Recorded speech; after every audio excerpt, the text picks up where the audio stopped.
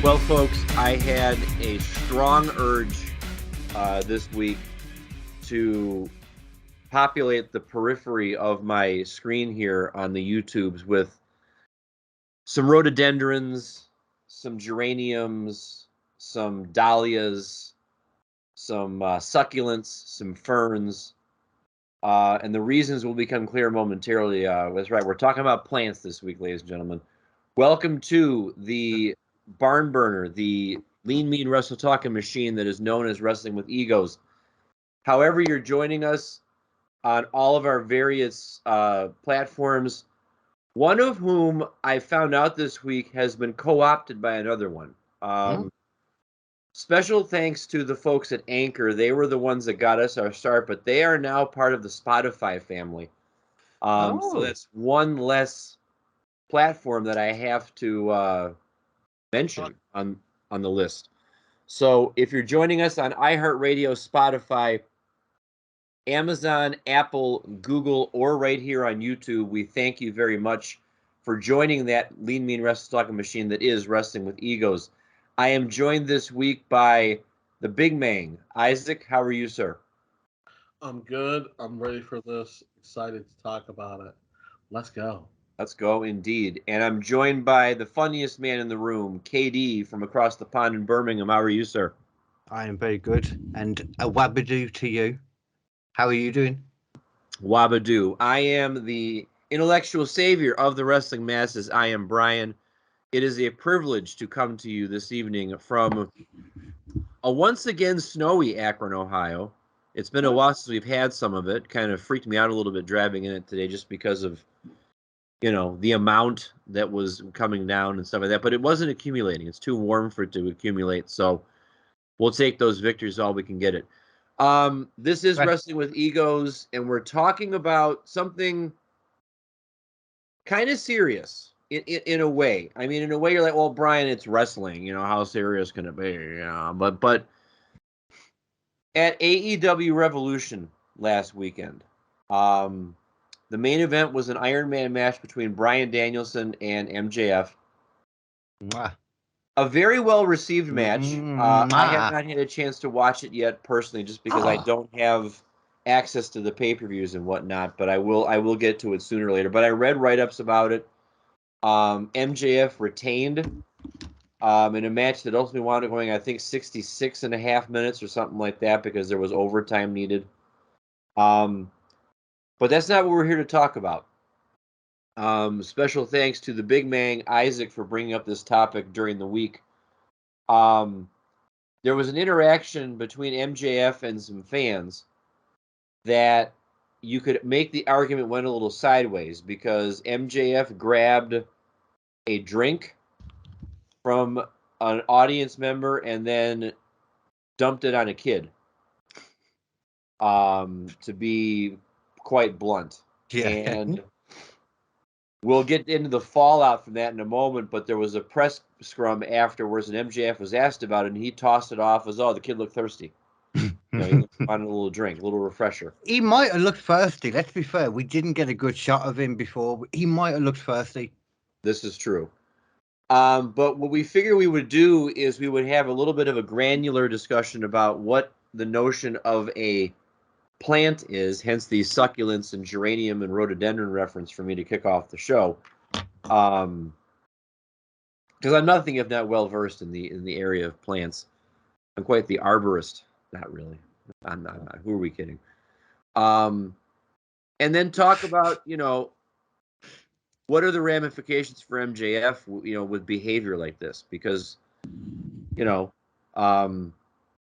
it's an interesting interplay between the wrestler and the fan. I guess that's kind of like the overarching discussion that we're having today. So, Isaac, let me throw it to you first on this, since you were the one that brought the topic up. What do you, I mean, and take it whatever direction you want to take it in. Like, are we talking about, you know, holding MJF accountable when he pulls stunts like that? Are we talking about the contract between, you know, that unspoken contract between fan and wrestler and the other direction? You know, what direction are you taking this in? Right now, let's just get into the actual thing of what is a plant. A plant would be specifically if a wrestler, maybe someone we don't really know or don't know about, is debuting, and normally they are in the crowd, or they may be in the crowd, they may be sitting in the stands, and normally a plant is there to help a storyline along, specifically. Like Um, Mitch. Sorry, I couldn't help it. Like Mitch. uh, Oh, so, and the reason I say normally it's along to help a storyline is because many people that we may know currently or in the past have been in the audience. Um, and the first one that I want to make reference to is a little bit older one. And for those older wrestling fans, you know who I'm talking about. There was a person named Earthquake, and he was in the stands, and he was a big man and specifically, he was in the stands, and the reason he got involved specifically was because Gino Bravo and the Ultimate Warrior were doing a push-up contest, and they said we're going to have someone from the audience come and sit on the backs of the wrestlers as they do push-ups. Now, Gino Bravo was notorious for doing push-ups and so on and so forth. And so they brought him, and everyone was like, oh, wow, this dude's really big. They all start pointing at him. He comes down and basically squashes down in the Ultimate Warrior. And that's how Earthquake was basically born from that. There have been many a time that people have been in the audience when it comes to plants. Ronda Rousey at WrestleMania, when she got involved and beat the tar out of Stephanie and Triple H when The Rock was in there. We can mention that. We can sit here and talk about Santino Marella, who won the Intercontinental Championship, and he was in the crowd. We also need to make mention of another certain female wrestler named Serena Deeb. When she got involved in wrestling and she got her head shaved the first time with our friend CM Punk in the WWE. Lately, there was a person named Chris Jericho who was a plant who actually walked in with the crowd and had a mask on and was there for the entire show, and nobody knew it was him until the last second. Normally, a plan is someone that's supposed to be there to enhance the storyline, and they are known to the wrestlers know, okay, that's so and so. Then we're going to go over in that general area and we're going to kick the storyline off. We also need to talk about Braun Strowman at WrestleMania when he went into the crowd and picked a kid out of the audience. We all knew it was a plant, but come on now. I mean, like, really? That's the greatest tag team championship reign. Right. FTR, what? Yeah, Dave. Yeah, that was a 7-star match right there. But what I'm saying is, those are ideas of plants.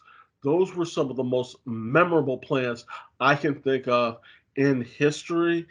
I know there's more. If you guys think of some, or please let us know. But when it comes to a plant, normally a plant is there to enhance the story. This, not so much. This was a plant, and everyone thought was a plant, but actually wasn't a plant. MJF, despite the fact that him and Daniel Bryan had a barn burner, congratulations, fantastic match. MJF went to grab a drink from a young lady, and it was clear. It looked like it might have been water, and he threw the drink in her son's face. That clear water, which MJF thought it was actually tequila, and it went straight into his eye. And the mother went ballistic, which she should have. And anyone that knows any mother would have gone all mama bear and went and kicked somebody's ass. No ifs, ands, or buts about it. I'm going to interrupt you for a little bit. I've got something to throw in as well after you. Oh, Katie, go ahead. Let me get you in there first. Okay. See, the problem is though, most mothers wouldn't go to a wrestling show and drink a load of tequila out of a big cup. Like that's I'm not surprised she got angry. I mean, she was intoxicated. She must have been. No, It's very weird if it was alcohol. It's just all it is to me, and I can kind of see why he would think it's. I mean, I don't think that's even the point anyway. You know, particularly. Well, all of your arguments suppose that there's deliberation on the part of MJF. I really think this was just knee-jerk reaction. Like, okay, I'm a heel. I'm keeping kayfabe. I'm gonna grab a drink and toss it on somebody. I don't think he did an analysis of what's in this. Hey man, what's in this? Can I throw it on him really quick? That kind of thing. MJF has a very unique relationship with the public. I've seen videos on YouTube of him at Comic Cons and festivals and meet and greets and stuff like that, where, yeah, exactly, where he will be corrosive towards the people that are asking for a signature, and the people will be corrosive with him right back. I've seen like 5 and 6-year-old girls like call him names and stuff like that, and I'm sure they're being coached up to do that, like, hey, and like, maybe the mom or the dad or whoever's bringing them along is like, okay, this guy's going to talk some crap to you. Make sure you do it back. Don't let him bully you, stick up for yourself. Like, you're mean and stuff like that. Or like, I think Isaac's referencing the one where there was actually like a 5-year-old or 6-year-old, they flipping him right back. Like he flipped her off and she did it right back to him. I saw like a disabled person ask him to take the piss out of him, and he did. So yeah. So I mean, on the one hand, like these old school people are gonna be like, well, that's great. He's this is his character and stuff like that. But on the other hand, I think we see wrestlers know when the switch is flipped on and flipped off. I'm thinking of a guy like just escaped me. Like the New Day, for example, when they were playing heels, they were still wonderful people out in public. They were still wonderful people at video game conferences and when they would go to schools and talk and stuff like that. Like the four of them that went to that school in New York to talk to that wrestling club guy, who I've shouted out on this show before. It was Big E and Shelton Benjamin and Titus O'Neil and Cedric Alexander. Now, 2 of those guys are playing heels right now. But all 4 of them walk into that classroom and they are turned on and engaged with these kids and answering their questions. They're not being dicks. They're not walking up to the desk and flinging their books off the desk on the ground and stuff like that. Tying their shoelaces to the chair, and things like that. They're public figures. They're ambassadors. And you can make the argument, which I think Isaac brought up in the pre-show meeting, if I'm not mistaken. You're the champ. Even though you're in the building right now and you're performing, you're still representing our company. And it brings with it some responsibilities and stuff like that, that it's one thing, like here's my stance, and then I'll give you guys back the floor again. It's one thing, you see a kid holding up a sign, I love Bryan Danielson. And they're holding it like over the railway, so it sticks out like over where you're walking. Yeah, grab the poster board, rip it into shreds, and throw it up in the air, and then just keep on walking. That's one thing. But to harm, in air quotes, a child like that, I think that goes too far. That's my personal opinion. It's subjective, and everybody's going to have a different line that they can't cross. Because if the shoe were on the other foot, like we thought the guy that jumped the guardrail at the Hall of Fame ceremony when Bret Hart got inducted and tackled Bret Hart, we all vilified him. He was guilty as sin. And Dax, it was either Cash or Dax jumped in the ring and kicked him in the head and stuff like that, and all that kind of stuff. Travis Browne as well. They get mad and we get mad justifiably. So when the fan comes and invades their space that's sacrosanct and special and all that kind of stuff. Yeah. But it's when they do the other way. I got a great example for that, because what I've been thinking of, like, to me, that's not harming. Like, it shouldn't have been anything but water, or it shouldn't have been fucking a straight spirit in that cup either way.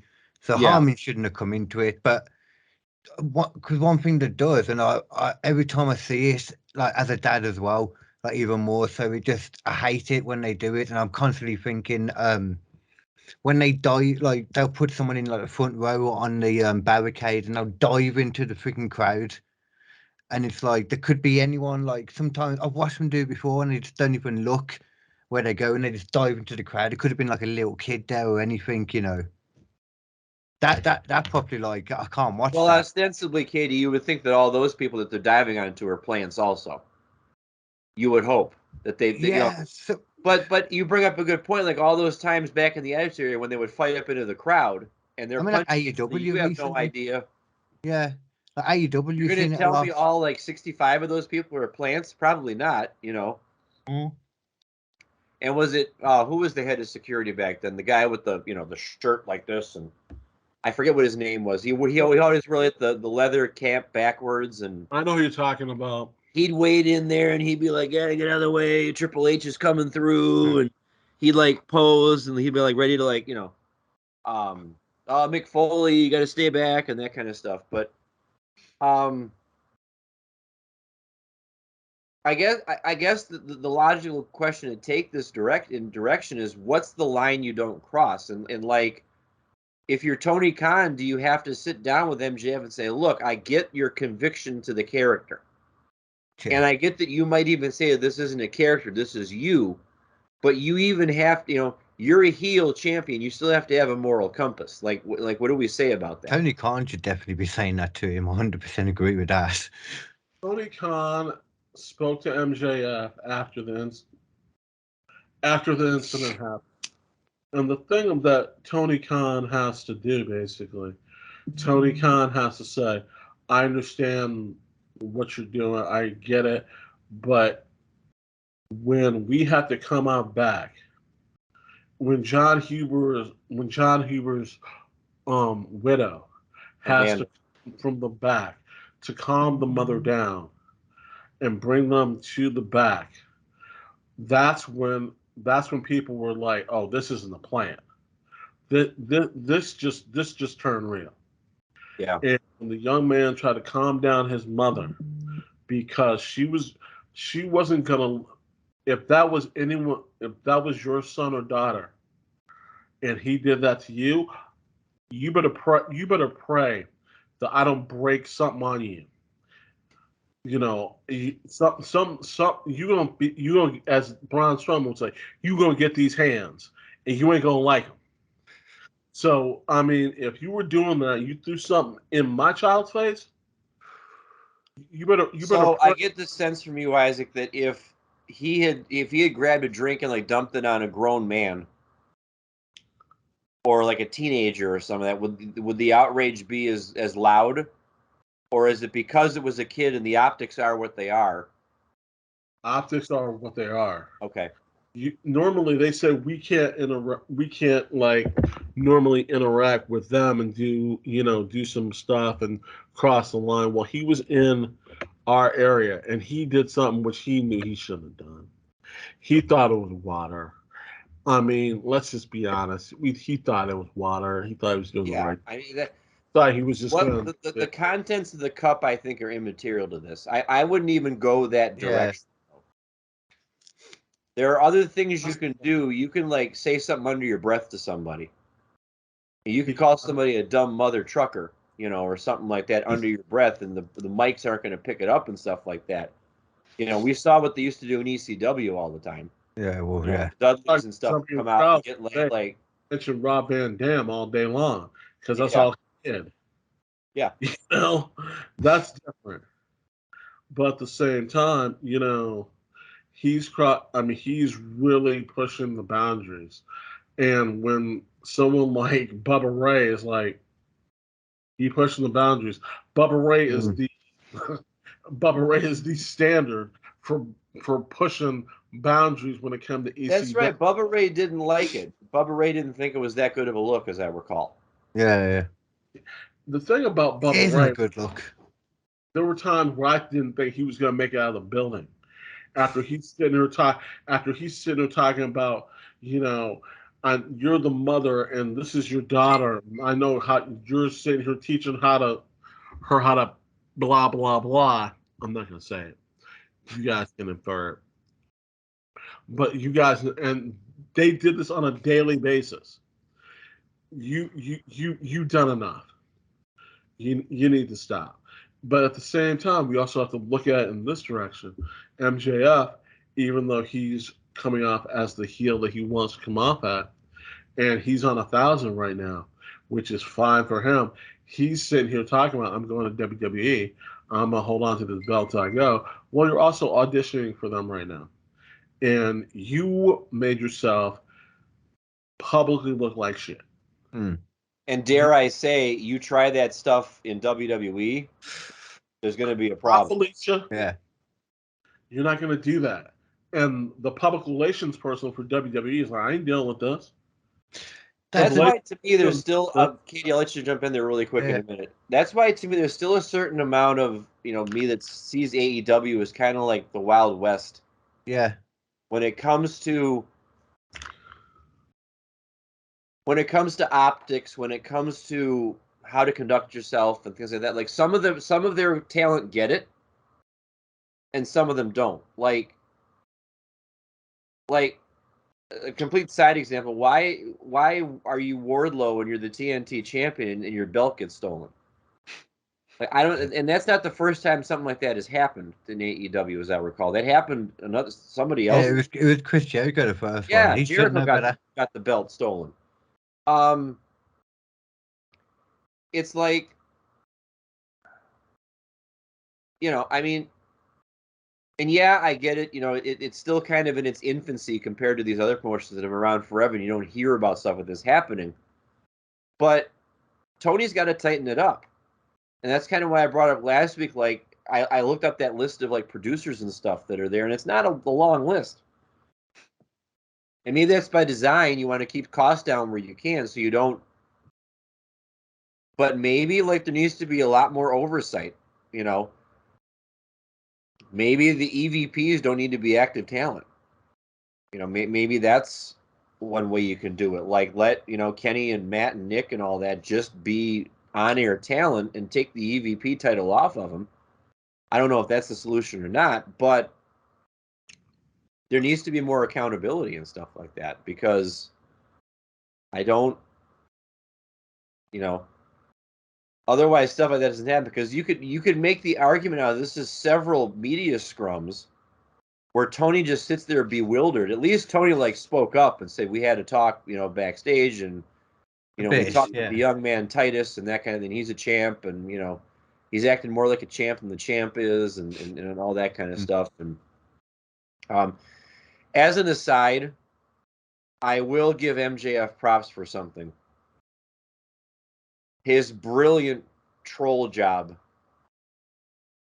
of the all-out media scrum, where he's answering questions while eating pickle spears and inviting the press guys. You might come up and have a pickle, man. I'm not going to ask you again. I was shocked when he let him have that pickle as well. I thought like he was going to throw the pickle juice in his face for a second, but no, he pulled one out. He took a bite and walked back, and I was holding my breath. I'm like, okay, he made it. It's okay. It's all good. That's something I could never do, by the way. The Lovebird will tell you that I am kind of anti-pickle. The only time I will do pickles is if there's slices on a hamburger. Like if I get a sandwich from a sub place and it comes with a pickle spear, I'm giving it to the Lovebird. Because I can't just pick up a pickle and start eating it. It's got to be in something, or it's got to be a relish on a hot dog or something like that. I'm not really pickle guy. So yeah, you don't get them. But I'm like, I know who you're sending up here. This is freaking hilarious. So, I guess we'll keep the discussion in AEW for a second, unless anybody wants to say anything more about the plants. I just think that there's got to AD, be. I feel like I've been cutting you off like the whole night already. So if you got anything else to say, jump in there definitely, or Isaac, jump in there for sure. You echoed my point I was going to say anyway, to be fair, when you, at the same time, yeah, I was literally going to say the exact same thing, that AEW is very much like, that was it. Would that have stuff really have happened if it was in WWE, to the point of, is it because of the owner being a pushover, or being, the optics is that he's a pushover after the CM Punk thing? And I can imagine that if so, and does he need to do something about it in that case? Like, I mean, things are still going to happen. I don't want to make it sound like it should be like a preparatory academy where everybody is marching in rows down the hallway, and you but something like that, like there should be something intrinsic inside of you. I shouldn't go there, and the fact that MJF thinks it's okay to go there and do that, like, he was spitting facts at the press conference. Yeah. I found myself agreeing with 97.5% of the things he said. You all sit up here and say I don't wrestle that often, so I must not be that good at it. But yet, and he spouted off a litany of people that he's had bangers with. You look at my match with Darby Allin, you look at my match with CM Punk, and you look at my match with Hangman Adam Page, and you look at my match now with Bryan Danielson, you look with, and he was giving Danielson his props. I knew he was going to give me the match of my life. I had to go places I'd never gone before. I don't mean to sit up here and tell you that Bryan Danielson is not a great wrestler, but is he a better wrestler than me? No. I mean, and I'm like, I found myself agreeing with him. And I'm like, oh, crap, He's a great talent, in the sense that he just reacts. That's one thing you always do, no matter what. You react to everything he does. Like, this was even people talking about this being too far. Whereas, to me, arguably, a few weeks ago, what he was saying about the car crash and that, and then putting the woman in the way, putting her there in the driving seat. I don't, obviously that wasn't real, you'd have expected, but it was just very random to come out with.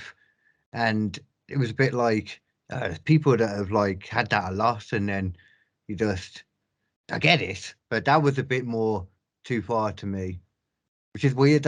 He needs to chill it out a little bit, is what I'm saying, though. He's trying to push it too much. I think now he needs to pull it back a tiny bit. Yeah, you wonder, for these, intense promos in the build run up to a match that he's going to have, you wonder, where else he can mine at this point to get that kind of a reaction. Because, I even wondered after the promo with Punk about, the football team bullying him and stuff like that, and, things like that. And, I mean, he had me genuinely feeling sorry for him, and I guess that's the point. But when you keep going back to that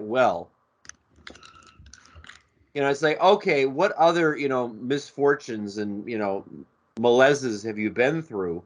Yeah. And how do they just conveniently fit into your match, your match that you have coming up with Sammy Guevara, or your match with, Powerhouse Hobbs, or whoever is going to be the next one to run at you for the championship?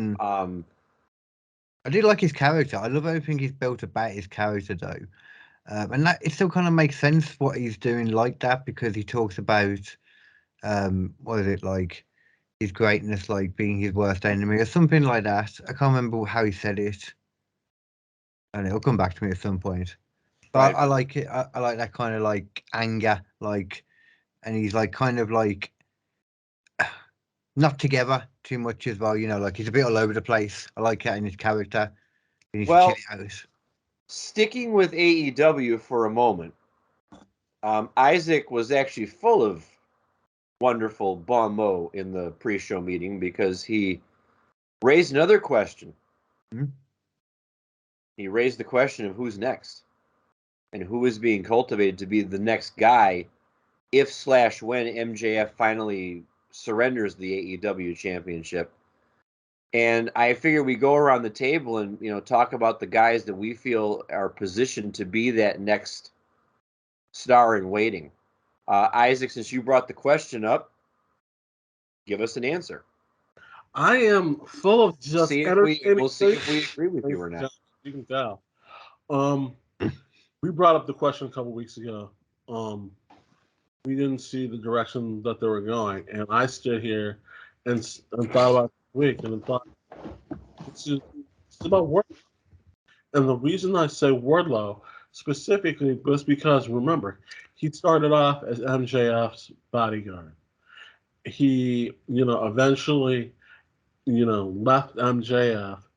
He did get a title. He's having some banger of matches against someone like Samoa Joe. And a lot of people in AEW. And he has the look. I don't want to make this sound bad. He has the height. He has the look. He has the body structure. And, just give him a little bit more time on the mic and he'll be good to go. And that's your next champion. I mean, he's got every. I mean, if they don't see it there, I bet you 100. I'll put money on it that WWE sees it. And I knew the Hunter is looking at him like sitting there licking his lips, like, yeah. Once I get him over here, I got him. But that's what they're looking for. That's the body. That's what they look for. That's everything. He's got his own look. He's got his own background. He's got his own following. He's got it all. And that's what they have. What do you think? Well, I won't go with the obvious answer of Satnam. I won't go for that. Even though we all know that's the obvious answer. I mean, you said it all. There? Did you really? I'm just playing. Well, you said height's the most important thing, I can't agree more. But going a different way, I think I could, I could still imagine it being Ryan Danielson coming back. Like, he still has a long run, and then maybe he comes back and eventually vanquishes MJF. I get the sense with Bryan Danielson that he's never going to win the AEW championship. Yeah, I can understand that. He had his runs with Kenny, and you thought, oh, for sure he's going to beat Kenny Omega at least once, and he never did. No. And he called the tune with MJF on the Iron Man match. And he called the tune for MJF to dance to, and MJF beat him in his own game. And my question about Danielson is, how legitimate are these injuries that he's talking about? Is the shoulder and the neck really still a problem, or is he managing it better than he was before? Yeah, because it was like the concussions, wasn't it? Is why he actually had to leave. Yeah, or he couldn't wrestle. Yeah, I reckon. But now that they're talking about the shoulder and the neck. Yeah. And MJF did bring up the concussions and stuff like that, but it makes me wonder, like. And Danielson goes out and wrestles every week and takes a literal pounding. Like, I don't understand how you can turn your chest into hamburger every week. 93.7, low fat or, lean ground beef every week and then come back the following week. You forgot vegan friendly. It's not real beef. That's true. That's a bad analogy. My bad. I don't see how you can let your chest turn into tofu every week. And, so it makes me wonder if Danielson ever will be champion. Yeah, I can see that. Maybe Hangman, if not. Hangman probably gets another run with it, try and, kind of revitalize the character, even though I do like, what he continues to do with the Dark Order and Moxley and stuff like that, and the Blackpool Combat Club. I feel like once this JAS crap is all done, which I hope is soon, I'm still looking at Sammy Guevara as somebody that you cannot help but, because I was thinking about Ricky Starks, but maybe Ricky Starks had his chance already. for now.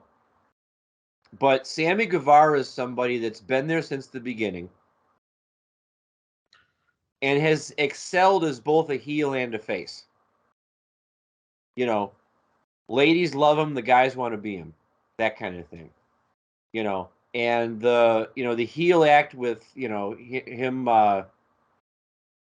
sticking his tongue down Tainara Mello every week, rubs a lot of people the wrong way by design.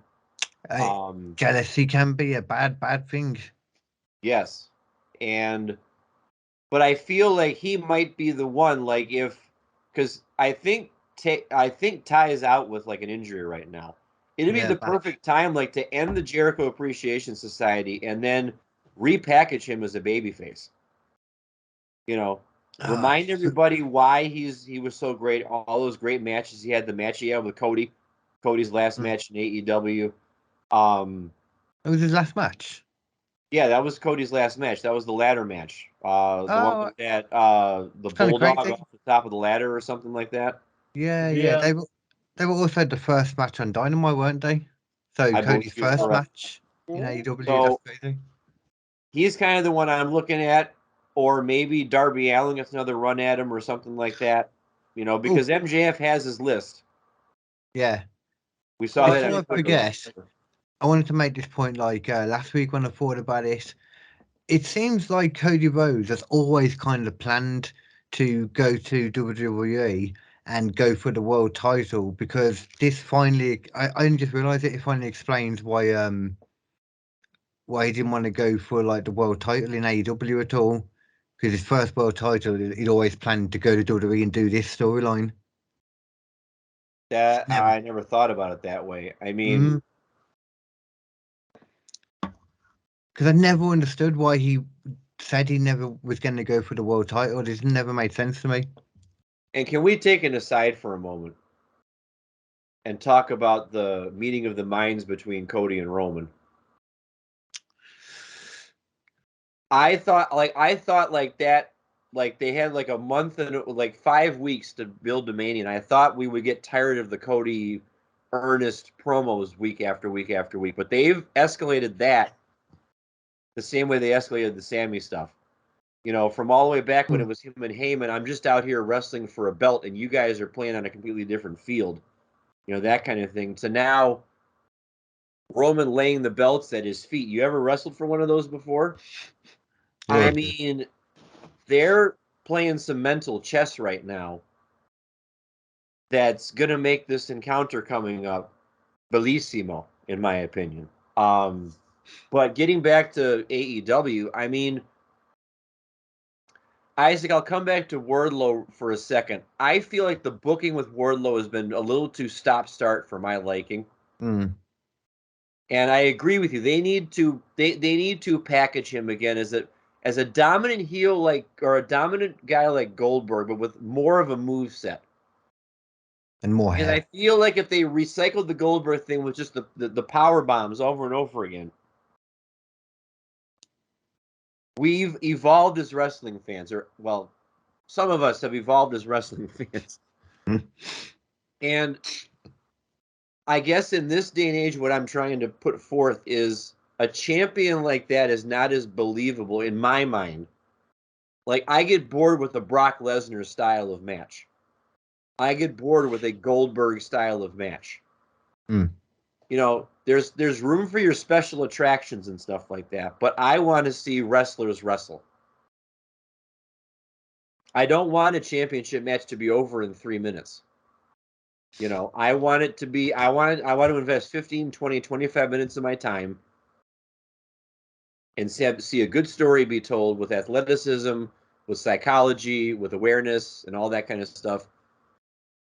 And then I want a payoff, whatever that payoff is. You guys could tell me I'm full of crap.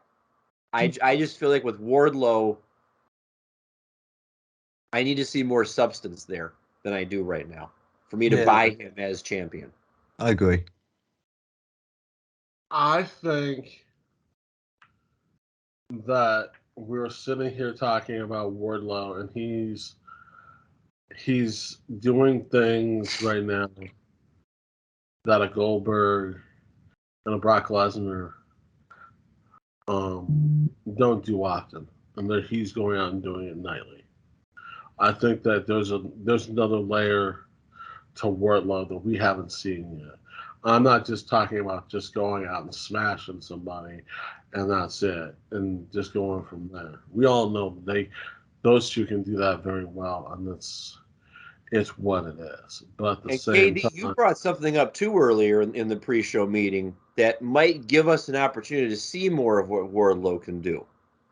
Why do you think we're going to get that opportunity? Because what's starting to happen with some of the talent that's on television? Where are they going off to? Oh, yeah. Okay, I'm with you. You're like, what did I say? I could not remember at all. Words in my mouth. How dare you? how dare you talk about me? It happens a lot. I forget what I say because I say a lot of things. You do. You are a very verbose individual. No, I just tell her, Pete. That's all.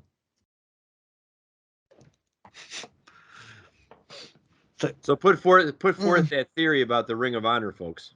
Oh yeah, okay. Yeah, just the fact that if there's going to be a lot of people going off to Ring of Honor now, there's going to be more time and space on the actual AEW shows just to focus on the AEW wrestlers, the AEW titles, because the Ring of Honor guys got somewhere else to go. And it's going to be interesting to see if AEW changes too much over the next couple of weeks. It should do.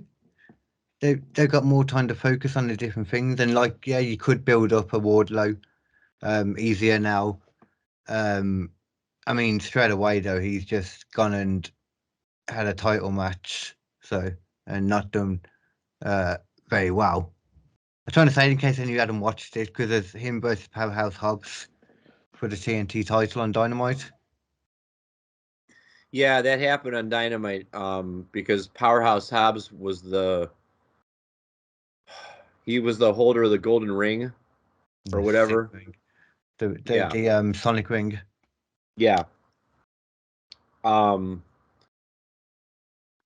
I don't know. I mean, it's interesting to see, like, and I agree with you that could thin out the ranks a little bit because I agree. I'll say that Claudio Castagnoli is doing his part to make the Ring of Honor World Championship look like a big deal, because it is a big deal. I mean, it's a belt with a lot of history, and a lot of the greats that have come through have held it. So I'm not trying to minimize it at all, but okay, you take about 20, 25, 30 people and you put them on Ring of Honor television, and maybe the plan is not to do that many. I know, like, his first defense is about to be against Eddie Kingston, which I'm very interested in. Mm-hmm. Because I think it's a shame that Eddie has had less and less and less to do over the past several months on AEW. But maybe this is a blessing in disguise for him. Maybe he gets to go to a Ring of Honor and be like one of the top guys again. I guess he's got to be awkward to work with backstage. It's the only thing that makes sense for me. Why they keep not being used. Yeah. Yeah. Because we know how passionate Eddie Kingston is, and we know he's got, this is my worldview, and this is, what I believe and stuff like that. I mean, and I get that. He doesn't want to do the politicking, which I, for one, completely understand, not liking the whole office politics thing, which exists in everything, the wrestling too. You name the line of work. There's politics involved. It's a shame, but it's the reality of it. Yep. Well, another thing that I see on the docket that we haven't talked about in a while is the goings on in NXT. We are kind of trying to get around to all these topics as we start the ramp up to WrestleMania, which is going to be our exclusive focus over the remainder of the month of March as we head into the beginning of April and Wrestling Christmas Part 2, as Patrick is fond of calling it. Shout out to Patrick, by the way, who's home resting and recuperating from a little illness. We hope you're feeling better real soon. Haven't talked about NXT in a minute. Wanted to dabble in that a little bit because there's some interesting things going on there. I brought something up in the pre-show meeting that raised a couple eyebrows. Am I the only one on the Wrestling with Egos panel tonight that has themselves a case of Braun Breaker fatigue, or am I on an island in that regard? I don't really watch NXT. I haven't watched any of NXT 2.0. I keep up most of with what's happening. Like I watch like the ups and downs and stuff. So Okay, I know. I going just on. give me a second. I am removing KD from the call. Just kidding. And it's fair. I need to shine a little bit more tonight anyway, ladies and gentlemen. This has been about me and all me and Oh man. I do watch NXT, and you're right. The problem of it is they're trying to find someone, anybody, that they can put up against Braun Breaker. And this is to the point of they have to find somebody, or you got to bring them up. You got to pull them up to lose the belt. At stand and deliver, and bring them up to the main Because roster. that was the model all those years before, when people like, Kevin Owens was coming through and Samoa Joe was coming through and Drew McIntyre was coming through, and, the list goes on and on and on, even all the way back to when Seth was the inaugural champion. And then they brought all Ambrose and Reigns up too, to the main roster. But is it because they think they don't have anybody that's legitimate to take it off of them? Or is he not ready? I'm sorry. Go ahead, Katie. I was going to say, or is he not ready as well? But I'm just like I said, I'm just kind of guessing too. I think Dijak is ready. Dijak is ready, capable of putting on a 5-star match. He's the name I forgot about. And he just came back, and they're putting him with the Don, and that can only help the Don establish himself a little bit more in the company. Yeah. I think that he's Dijak, and I'll sit here and put this out. We all know he was putting up some bangers against Keith Lee before he left, and I think that's what else he can do if they put him in with the Braun Breaker to make Braun look fantastic. Dijak is an incredible athlete, and I think that if they put some money into him and they put a little bit more time into him, he can be something. You brought up Carmelo Hayes. I'm sorry, B. Just stomp on your parade. You brought up Carmelo Hayes and said, hey, he's the only one I can see that can do this. I think there are some that are waiting in the rings that are ready to go. But at the same time, I still don't, me personally, I don't know if a certain person who's very much has the wall effect is not ready yet. I don't think he's ready just yet. I could be wrong, but that's what I'm feeling. Do you really think Braun Breaker was? Because I don't know how ready you have to be champion in NXT. Because like Braun Breaker, when he first won the NXT title, like he hadn't been there very long, had he?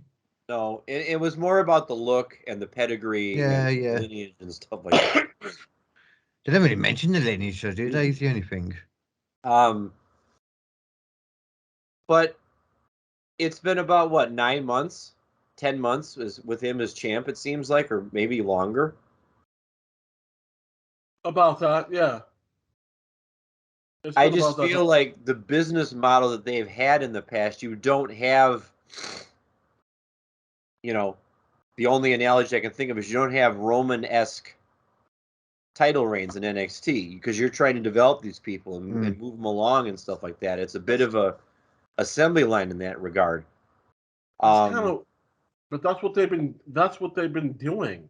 Think about it. They did that with Mandy Rose before she got let go.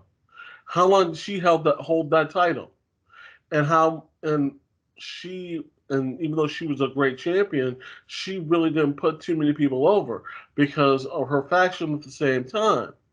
So they really weren't doing a good job overall, or they went into cruise control and said, we're gonna let Braun Breaker hold that title. We'll have Mandy hold that title. We'll let Roman hold his title. They went into cruise control. And do you think that somebody like Dragon Lee eventually could be the guy? Sure. Yes, I do. Because it's about time that they brought in, because I have not seen a foreign import be used properly since they had Shinsuke Nakamura down there. Because let's face it, they dropped the ball with Hideo Itami. They dropped the ball with he was just hurt a lot more than anything. Well, yeah, the injuries played a big part of that, but they also didn't book him very well, I don't think. No. They also dropped the ball with Kushida. Yeah, that was weird, the whole Back to the Future thing, man. What the hell was that about? And then jacket time and all that kind of stuff that he did, towards so the weird. end. But I feel like they're making, like, with as big a deal as they made the Dragon Lee signing sound, and they show him in the audience and stuff like that, I feel like they might be trying to position him because he's already got the international recognition. Mm-hmm. They want something else again for that kind of market, don't they? The Latin American market is this, like Rey Mysterio and Eddie Guerrero, and that's like that whole market. That's why they talk about like the new Rey Mysterio and that in this. That's why like Alberto Del Rio got pushed randomly for a bit. Yeah, but as far as Which like if we were going to pull a trigger on this right now, Carmelo Hayes is about the only one that I can see that could be fast track right now. Like, yeah, if he beat Braun Breaker, that'd be believable. I agree with that. I completely agree. I just think, as I'm looking back, I'm thinking they just went against cruise control. They didn't do anything. I mean, they gave the titles to those guys and build up the stamina for those titles, and then you're just sitting there like, they're not doing anything with them. They're not. Because that's part of the fun is the who's coming up next, who's in the pipeline. You would think, but I just keep thinking that it's just been lazy as hell. Triple H is just getting lazy, and everyone else is with the company's been like, well, we're just gonna give it to them and just keep putting them over and keep putting them over. I mean, this is to me it was just lazy as hell. I mean, the past year. Is it Shawn Michaels who does NXT, or is it Triple H? It's Shawn, but he's a Triple H guy, Yeah. Obviously. And we're being lazy. That's all it is. Yeah, it's a crucial time for, and we say that every year about the build up to WrestleMania. But it's a crucial time for both WWE and NXT because WWE has its momentum going. Because AEW, we talked last week about how they've been struggling a little bit and trying to, But just as quickly as it turned last year in the summer and into the end of the year, is as quickly as it could turn back. If they don't handle how are we going to do the denouement of the bloodline and stuff like that, and then what do we if Cody's the man? How do you position him going forward? And then the same thing with the NXT situation because you're starting to hear the boos for Braun Breaker. Because it's the act is sorry, the act is starting to get a little stale. To a point because it's a little bit of Braun wins lull, kind of thing. I've heard he needs a mouthpiece as well. Is that true?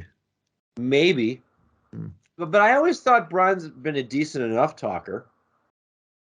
Because his dad was a good talker. I like his gear that he has. I do like that. The RVD style. I actually just thought of one more thing that I want to reference before we ease on up out of here for the week. I'm going to ask a question, and you give me thumbs up and thumbs down, and then tell me why. Okay. John Cena did his job on Monday as it pertains to building up Austin Theory for their WrestleMania match. Katie's given a definitive thumbs down. I can definitely put that. As much as I'd like. Oh, you agree with that? Because Tuesday night I queued up, because I didn't get to watch it as it happened. So I was home Tuesday night actually and had some free time to watch the promo. And I don't usually unpack promos this well the first time around. Usually I got to go back and, because like the pipe bomb took me a couple watch throughs to like really understand everything that Punk was saying. Cody Rhodes is undesirable to ungoddamn deniable. That took me a couple go throughs. But I got the point. There was no mistaking John Cena's point. No, there was not. I'm gonna hold off my verdict until I hear from both of you gentlemen about why Isaac gives it a thumbs up and why Katie gives it a thumbs down. Isaac, let's start with you. You think John Cena did his job? John Cena came back to put over Austin Theory. He stood there and said, look, kid, you got to step it up. Here, and there's no one bigger to step it up against than me. And I'm coming back to help you out. Now it is your time to sit here and shine. It is my job to put you over and do the best that I possibly can to make you look fantastic doing it. And that's exactly what John did. John stood here and said, look, Monday night after WrestleMania, this is your time to shine. And this is the time where either you're going to shine or you're going to drop the ball. And here you go. I'm giving you the ball. I'm giving you the opportunity. It's very similar to if you're running track and you're running the 4x1 or the 4x4, and John Cena is running the third leg, and he's about to hand you the baton, and it's your job to grab that baton and bring that last bit home, whether it be the 200, 100, but you got to bring it home. And then you got to take that ball, you got to run with it after you get it. And make sure that once you're trying to reach the finish line, you don't fumble it. John Cena's doing everything he needs to do to make sure that he gives the best push for Austin Theory. Whether you like him, whether you hate him, they're going to boo John Cena out of the building no matter what. Unless he's the Dr. Dionysus. We all know. With the dissenting opinion, we have KD. So, like, I don't know if John Cena will get booed though now. He's gone past that point a bit.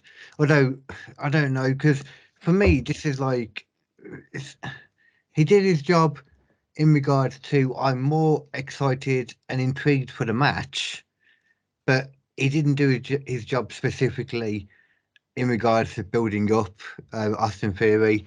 Like the whole, like you're supposed to build them up, so that when you beat them, it looks good on you as well. Whereas all he actually said the whole time was, "You're crap, you're boring." It's basically what he said over and over. Austin Theory is a lot of things, but I don't think he's boring. I don't, but John Cena definitely thinks this.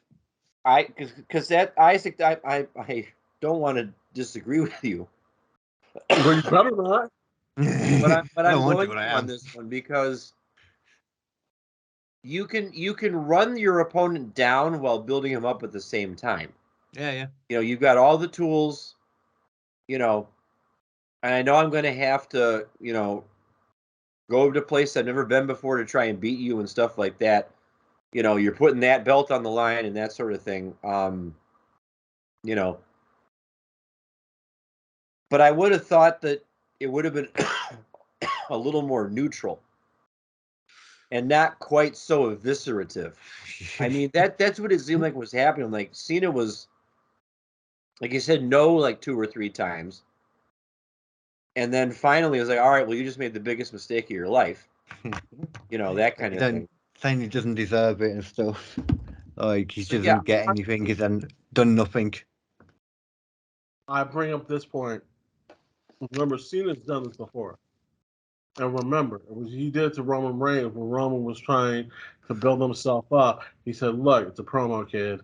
You're going to have to learn how to do it. And She didn't need to say. Huh? Well, she didn't need to say that. That was another example of him doing that. And the Rock thing with the notes on his hand. It's like, come on. He did in the moment because he did drop the ball. Now, that was the old Roman. This Roman would improvise just a little bit more. The thing about that whole situation over this, and I bring this to you, KD, and that is you're telling me that you're saying that John Cena is not going to get booed with the most fanatical fans at WrestleMania and the Monday night after WrestleMania. He's not going to get booed? Come on now. I don't know. Like, there's been a lot more respect for John Cena since he did like. Yeah, this is 2012 John Cena. This is now. This is dad bod John Cena. This is there's a bit more love for him now. Ask a follow-up question really quick though. Austin Theory now versus Roman Reigns when Cena cut that, said this is a promo kid. You're gonna have to learn how to do one. Isn't Austin Theory better on the mic now than Roman was at that point? Absolutely. Yeah, that's why. I mean, and I would say it was warranted at that point. Yeah, cut to the bone, but that's when you're supposed to cut to the bone. You got to light a fire under this guy somehow. And I get the feeling that Cena's got carte blanche anymore. Even when he would come back when Vince was still there, I get the feeling that you can pretty much say whatever you want when you're John Cena. Yeah, I reckon. There's a select few that get to do that and don't have it like prepackaged. Heat and eat kind of promo. There's only 3 people I can think of that can have the carte blanche to do that. 1 is John Cena. 2 is The Rock. 3 is Stone Cold Steve Austin. You forgot about Iron Man. Yeah, Iron Man pretty much can do whatever he wants too. Yeah. You know what? Why did you have to bring Iron Man into this? That was just cold. Oh God, yeah. See, that's why we've been disagreeing all night, Isaac. Because you're team captain and I'm team Iron Man. Obviously, this is what it is. And I'm just over here hoping everybody has a good time. You're team Rock. I don't know. You're Black Adam, just off doing your own thing. You are. Yeah, still haven't seen that movie either, so no surprise there. It's all right. We want to sincerely thank everyone for joining us this week on the infotainment show that is Wrestling with Egos. Once again, make sure you like, share, subscribe, click the bell for notifications so you know whenever we drop that juicy new content. We are in the run-up to WrestleMania 39 out in Hollywood, and we want to have you along for the ride. You can email the show. It's wrestlingwithegos@gmail.com. Tweet us at WrestlingXEgos on Twitter. Your engagement makes us better, like I always say. So for everyone associated with the show, for our loved ones, and for all of you out there, we say thank you very much. And discussions like tonight are another reason why we love professional wrestling. Plus the Wabbadoos. There's that too. We'll see y'all next time.